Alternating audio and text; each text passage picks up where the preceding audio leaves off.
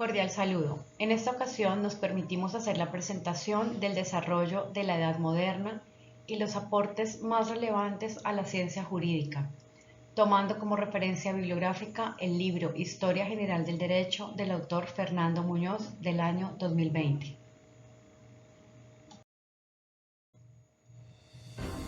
Para iniciar, vamos a describir las características que tiene la Edad Moderna. En la era moderna, que abarca desde mediados del siglo XV, marcado por la caída de Constantinopla en 1453, hasta finales del siglo XVIII, con la Revolución Francesa en 1789, se produjeron una serie de eventos significativos. Durante el siglo XV y XVI destacan el renacimiento cultural, el humanismo, la reforma protestante y el descubrimiento del Nuevo Mundo, que a su vez desencadenó resistencia indígena tras la conquista europea. Continuando con las características de la Edad Moderna, por otro lado, en los siglos XVII y XVIII, la Ilustración tuvo un profundo impacto en la transformación cultural del mundo occidental.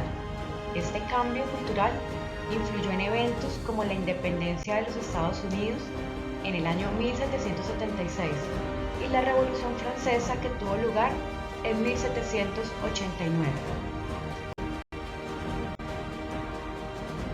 En esta diapositiva y en las subsiguientes vamos a conocer qué aportes trajo la Edad Moderna a la ciencia jurídica. Tras el encuentro entre el Viejo y el Nuevo Mundo, surgió la necesidad de regular el flujo de mercancías y personas entre las colonias y la metrópolis. Para ello, en 1503 se estableció la Casa de Contratación, cuya tarea principal era supervisar estas transacciones comerciales. Más tarde, esta responsabilidad fue asumida por el Real y Supremo Consejo de Indias, que tenía la autoridad para llevar a cabo acciones legales en las colonias de América Española, entre otras funciones. En suma a lo expuesto, las capitulaciones de Santa Fe ejemplifican cómo la corona española ejercía su autoridad en las tierras recién conquistadas, como las que exploró Cristóbal Colón. Estas capitulaciones otorgaron a Colón el título de virrey y gobernador en tierra, así como el título de almirante en el mar, para la empresa que estaba por emprender. Además, durante el colonialismo, se mantuvieron en uso instituciones y prácticas que ya eran comunes en la época medieval. Por ejemplo, las encomiendas, que permitían a los gobernadores o líderes militares obtener tributos y tierras, lo que beneficiaba a muchos de los conquistadores. Esto también abrió la posibilidad para que los encomenderos y gobernantes ejercieran acciones legales dentro del contexto de la vida social en las colonias.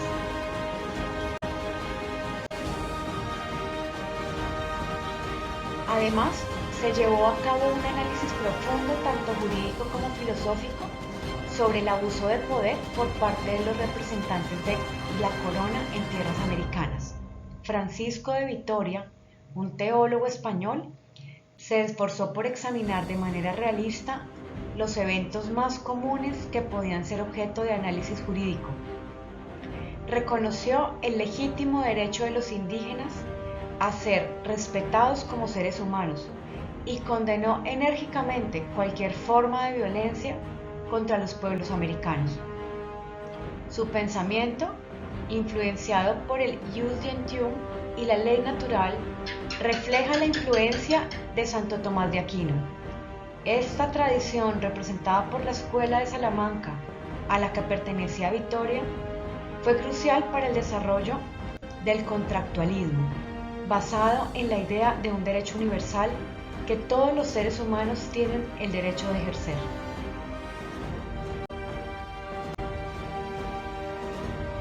Sin embargo, una de las críticas más enérgicas al colonialismo y al gobierno español en las colonias americanas provino de Bartolomé de las Casas, quien fue discípulo de Francisco Vitoria.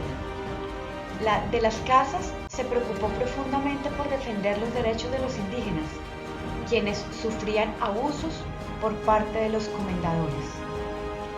Su lucha no fue en vano, ya que su oposición a la postura de Ginés de Sepúlveda condujo a la creación de las leyes de Burgos en 1512 y las leyes nuevas en 1542.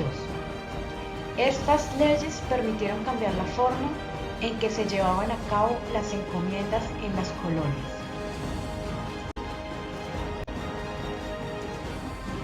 Nicolás de Maquiavelo hizo una importante contribución a la creación y mantenimiento del poder monárquico a través de su obra El Príncipe.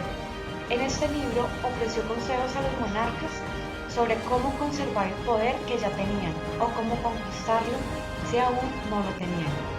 Esta visión del poder monárquico no siempre coincidía con la realidad histórica de Italia en ese momento, ni con el surgimiento futuro de las ciudades-estado. Sin embargo, sus ideas tuvieron un impacto significativo en la política y la teoría del gobierno. Durante la Ilustración, la cultura se desarrolló a través del uso racional de la razón, lo que generó desconfianza hacia cualquier forma de irracionalidad. En este contexto, las ideas políticas y jurídicas se relacionaron estrechamente con el enfoque contractualista. Esto implica que todas las relaciones entre los ciudadanos están basadas en un contrato social establecido por los individuos para garantizar una convivencia mínima. Thomas Hobbes es un ejemplo destacado, quien popularizó la metáfora del Leviatán para representar al Estado y su autoridad. Según esta perspectiva, el Estado posee un carácter absolutista para prevenir conflictos o violencia entre los miembros de la sociedad.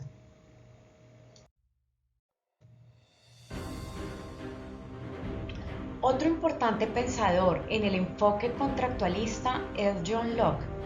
Al igual que Hobbes, Locke defiende la idea del contrato social, pero a diferencia de él, Locke no cree que el Estado deba tener un poder absoluto.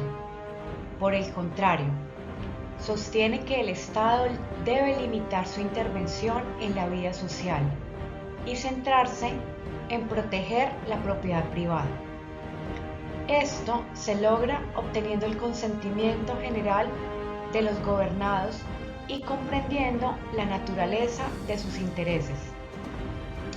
En este sentido, Locke enfatiza la importancia de la libertad individual y los derechos de propiedad en la sociedad.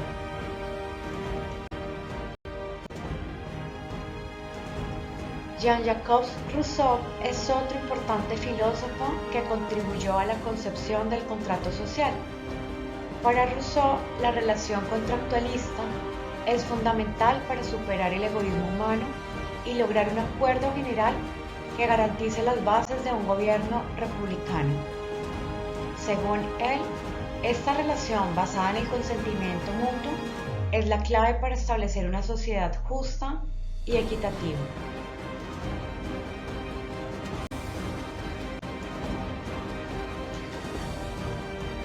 Con relación a los puntos anteriormente desarrollados, es preciso derivar 5 conclusiones o 5 aportes relevantes de la Edad Moderna a la ciencia jurídica. Estos aportes se pueden sintetizar en los siguientes. En primer lugar, encontramos un desarrollo de instituciones jurídicas. La Edad Moderna presenció la creación de instituciones legales, como la Casa de Contratación y el Real y Supremo Consejo de Indias, como ya lo expusimos anteriormente, que regulaban las relaciones comerciales y legales en las colonias españolas. Esto estableció las bases para el ejercicio del poder y la administración de justicia en las colonias. En segundo lugar, encontramos la legalidad y límites del poder estatal. Filósofos como Locke, y Rousseau contribuyeron con ideas sobre el contrato social y la limitación del poder estatal, defendiendo la importancia del consentimiento general de los gobernados y la protección de la propiedad privada. De ahí que podemos concluir que esto influyó en la conceptualización del gobierno republicano y en la restricción del poder absoluto del Estado. En tercer puesto encontramos el análisis crítico y reformas legales. Aquí podemos decir que figuras como Francisco de Vitoria y Bartolomé de las Casas realizaron análisis críticos sobre el abuso de poder en las colonias americanas, abogando por los derechos de los indígenas y promoviendo reformas legales como las leyes de Burgos y las leyes nuevas. Estas leyes modificaron las prácticas de las encomiendas. En cuarto puesto encontramos el utilitarismo y legalismo. Filósofos como Beccari y Bentham promovieron la legalidad como centro de la vida política, basándose en enfoques utilitaristas de la moral y buscando maximizar la felicidad general a través del aumento del placer y la reducción del dolor, lo que influyó en la conceptualización de la ley y la justicia. En quinto lugar, y por último, consideramos que un aporte importante es la transformación cultural y el pensamiento ilustrado. La ilustración y el pensamiento ilustrado reforzaron la importancia del razonamiento y la razón en la sociedad, vinculando conceptos políticos y jurídicos con enfoques contractualistas que buscaban garantizar una convivencia basada en acuerdos sociales y en la restricción del poder estatal.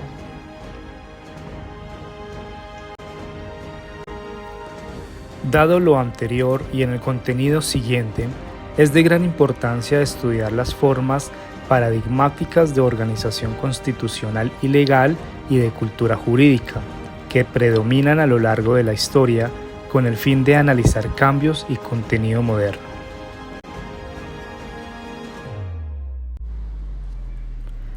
Concebimos el derecho como un sistema autónomo de normas que se diferencia de otros sistemas o tipos de normas. Es ahí donde en la modernidad, por su carácter coercitivo, su positivización a través de actos promulgatorios o la posibilidad de formular sus contenidos en la forma de reglas que regulan la conducta y reglas que determinan la validez de aquellas reglas. En la actualidad no basta con que exista un orden legal, ya que para ser políticamente legítimo debe estar organizado de tal forma que se reconozca determinados derechos fundamentales y proteja su ejercicio mediante tribunales independientes sometidos a las leyes respaldadas por el consentimiento de los gobernados. En la modernidad jurídica, el derecho ingresa con conceptos doctrinales y la interpretación de textos normativos, estrategias que dan al estudio del derecho un carácter abstracto y formalista. En el mundo contemporáneo, uno de los conceptos de mayor importancia es el concepto de Estado de Derecho, el que denota un paradigma de organización constitucional y legal que surge en la modernidad estrechamente asociado a determinados intereses y valores. La noción de Estado de Derecho exige que las instituciones gubernativas y jurisdiccionales estén organizadas de una manera que les garanticen determinadas expectativas de protección institucional a los integrantes plenos de la comunidad política. Ella es tanto la forma en que los estados modernos de influencia occidental típicamente tienden a organizar el conjunto de sus normas e instituciones constitucionales y legales, como también la forma en que ellos deseen que dicho conjunto sea entendido, pues la consideran como la manera más correcta y legítima de organización legal. El concepto histórico de Estado de Derecho adquiere su terminología y significado político durante el siglo XIX, gracias a Carl Schmitt, según su devenir histórico y su esquema fundamental, obtiene su contenido material del liberalismo en el sentido de la libertad burguesa.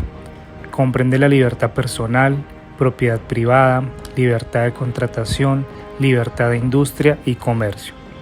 Estos intereses de libertad proporcionan protección a los ciudadanos contra el abuso del poder político.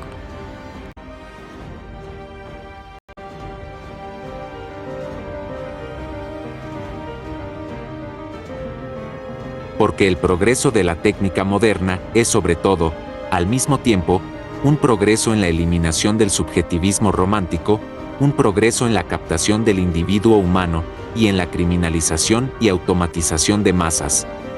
Una maquinaria gigantesca devora sin distinción a cientos de miles de hombres. Al lado de esto, el viejo Leviatán, el gran monstruo, parece casi acogedor, y la antigua cárcel casi un idilio.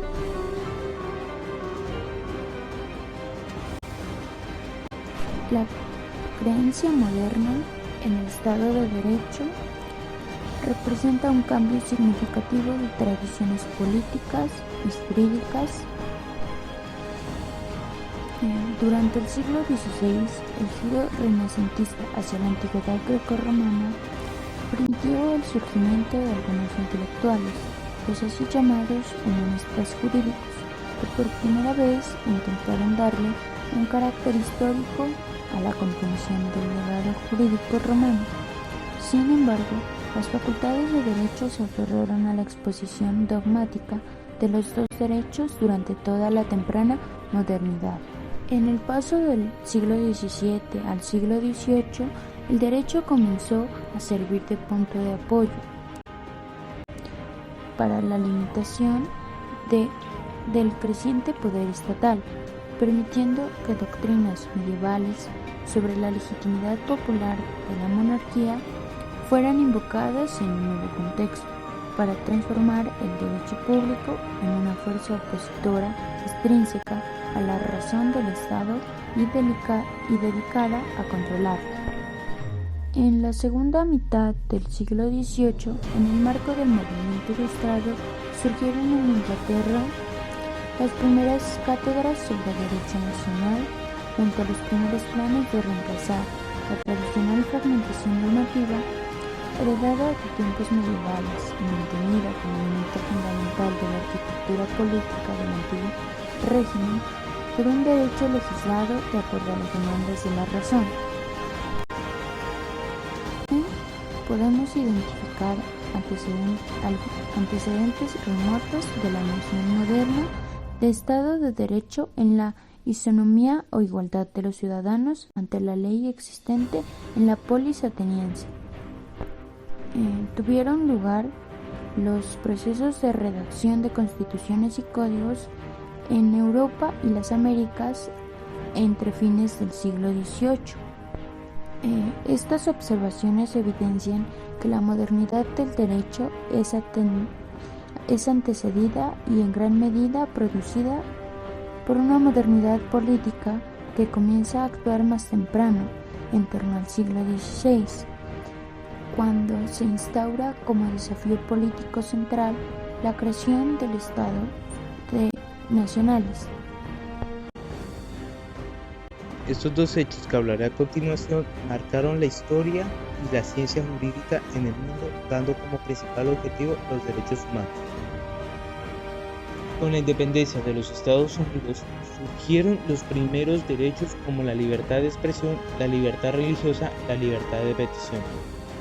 Con la llegada de Abraham Lincoln al poder, estados del sur del país querían independizarse debido a desigualdades con la comunidad afroamericana.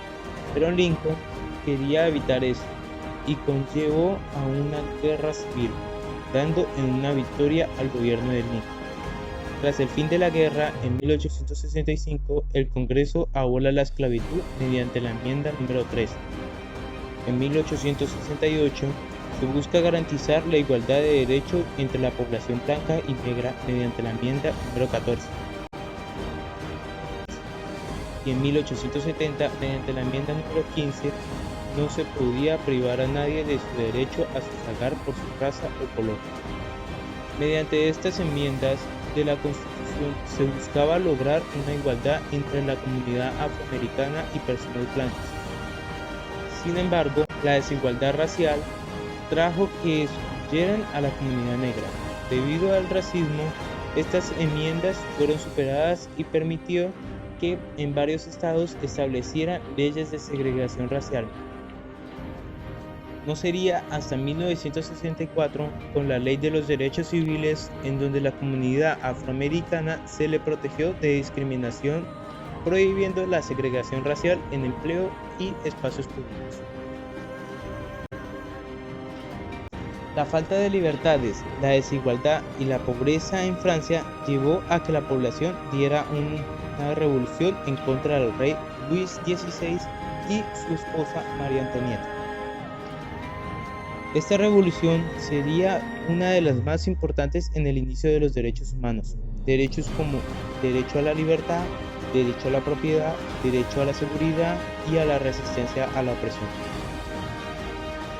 Estos derechos fueron declarados el 26 de agosto de 1789. Después de esta revolución, Francia quedó gobernada por el Directorio, considerado un gobierno malo y corrupto. Este directorio estuvo desde el 2 de noviembre de 1795 hasta su caída del 9 de noviembre de 1799. Napoleón Bonaparte dio un golpe de estado para dar fin al gobierno desprestigiado y corrupto que gobernaba Francia, y empezó con su gobierno imperialista. Este elaboró un código civil para Francia en 1804, que dio muchos aportes a su ciudadanía, como una unificación legal y derechos familiares.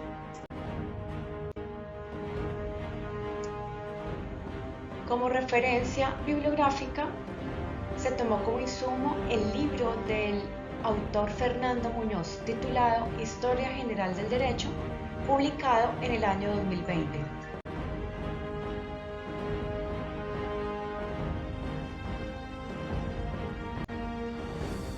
Con esta filmina damos por terminada la presentación, agradeciendo su amable atención.